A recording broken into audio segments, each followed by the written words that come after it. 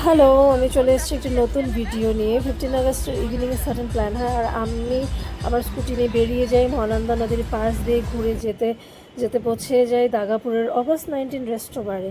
এটি আছে দার্জিলিং মোড়ের একটু আগে বিরাম্মা রিসর্টের ফ্রন্টে। তো আমরা পৌঁছে গিয়েছি লোকেশনে।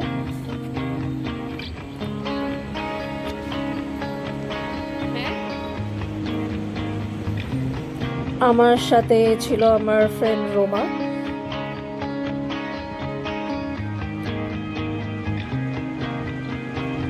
রেস্টুরেন্টটাকে একটু চারিদিক ঘুরিয়ে দেখিয়ে দিয়ে এখানে ছোট ছোট কটেজের মতো বানানো আছে। পরিবেশটাও খুব নিঝুম, আমার তো খুব ভালো লেগেছে।